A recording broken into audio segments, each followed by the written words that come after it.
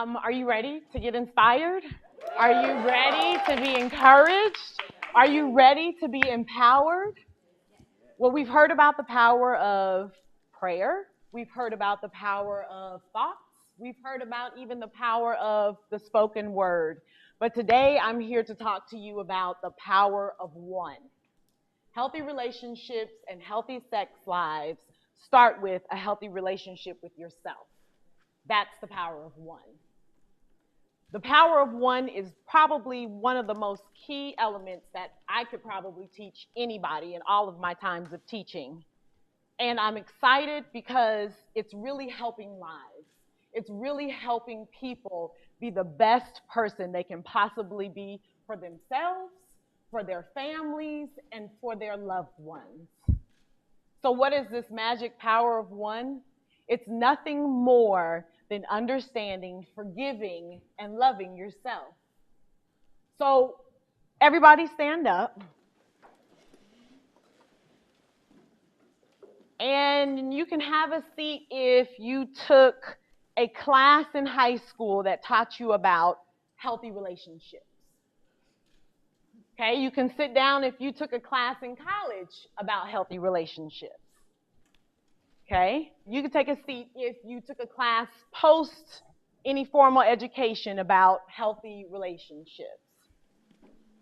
For most people didn't take the class in high school, which are the earlier fundamental times that we need to learn about people. Thank you. You can have a seat. For most, where do we learn about healthy relationships? Parents. What if you come from a broken home where the mother is unfortunately addicted to drugs or the father is cheating on the mother? Where do you actually learn those skill sets? Most people don't until later in life.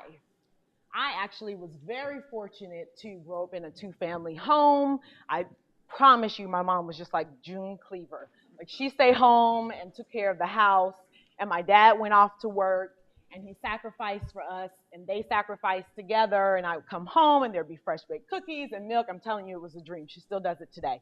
No lie. But even in the midst of being in a great home, because we never saw anger, we never saw conflict, we never heard them argue, even in the midst of being in that awesome environment, I still didn't learn anything because I was young and I was dumb and I thought I knew everything. And I didn't know a thing at all. Oh, couldn't I take that? I wish I could take that back to my 15-year-old self, and I would be way different now. But thank goodness for the revelation in the now. So even though I had it right in front of me, and back then, I think it's safe to say we had good TV. There were good shows that showed strong family values and morals and all of those things on TV that kind of played off one of the other. What I saw in my actual home, I just thought everybody was like Bill Cosby and his family. I just thought everybody lived like that. Everybody had harmony. Everybody worked together, but that's not the case. We often see through life experience, which is where I learned about relationships, that relationships out in the cold, hard world are often negative. Why? Because that's the part that people share. Aren't they more willing to give up what's wrong in their relationship than they are what's right in their relationship? They're all too quick and too often to talk about, oh, he gets on my nerves, and oh, he doesn't ever do anything around the house, as opposed to like when my mom comes to visit me and my dad calls and say, when is your mother coming home because I miss her? Dad, you booked the tickets. You should know she's here for a week. I promise she's coming home. Why? Because they miss one another. And if we had more positivity given out and the reports from people who were in healthy relationships, as opposed to those reports that we see on TV that's negativity, like reality TV and the news, about negative things going on in relationships, perhaps domestic violence wouldn't be such an epidemic in our society as it is today. Did you know that 1 in 3 statistics say are, have been, or are currently going through domestic violence? They are currently going through, they have been going through, or they will be going through. 1, 2, you. 1, 2, you. 1, 2, you. So if domestic violence is within arm's reach of us, then how come we're not doing more to help promote healthy relationships? How come we're not reaching out to people and giving them, even if it's just a positive word of encouragement, that healthy relationships exist? How come we're not doing more? Why aren't we opening our mouths more to encourage positivity? We need to understand that we have value and we have worth. Why are you here? What were you made to do? Whose life were you supposed to affect? Who should you have said that encouraging word to, but you decided to keep silent in the grocery store because you didn't want to look like the crazy person on the grocery aisle? Clean up on aisle 2. But unless we understand ourselves, then we can't go on in life towards a healthy relationship. That's fundamental. It's key. Because when you understand yourself, when you understand you have worth and value, all of a sudden you can open the door to forgiveness. When you understand why you're here and you understand what you're supposed to do, you can walk through the door of forgiveness.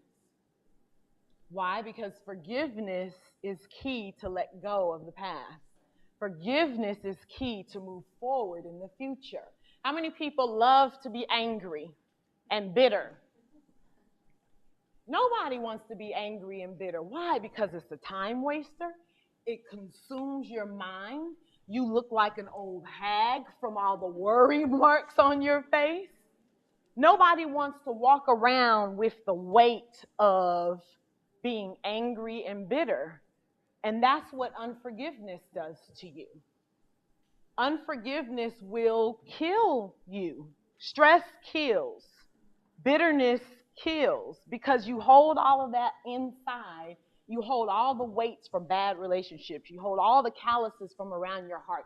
You go all into these relationships and you just keep carrying it and beating up people all along your way, and nothing is ever resolved. So what I encourage is that you forgive. Some people have to forgive themselves. Some people need to forgive other people for what they've done to you. Was it wrong? Yes, it was. Should they have done it? No, they shouldn't have. Should you keep hanging on to it? No, you shouldn't. Who wants to walk around looking like the bag lady? You know, the lady that walks around the street because she's the homeless lady that's collecting all the stuff, and she has that one little shopping cart, and she's weighed down by all this stuff because she has no place to put it. I'm offering you a place to put it. So what I encourage you to do is write it out. Write down everything that has hurt you, everyone that has hurt you. Then speak it out. And after you speak it out, rip it up. Be done with it. Get over it and move on. And once you do that, you will walk through the gate of love. Do you deserve to be loved? Everybody has an innate desire, a burning yearning for wanting to be loved and to love. Folks, we were built for a relationship. There's no doubt about it. We were built for relationships. There's no escaping it. You have to interact with people on a daily basis. And if you can't accept love that just from a friendship love, just from an intimate love, just from a family love, you can't accept that love until you first love yourself. Do you deserve to be loved? Do you want to be loved? Healthy relationships and healthy sex lives begin with understanding, forgiving, and loving yourself. That's the power of one. Thank you for your time.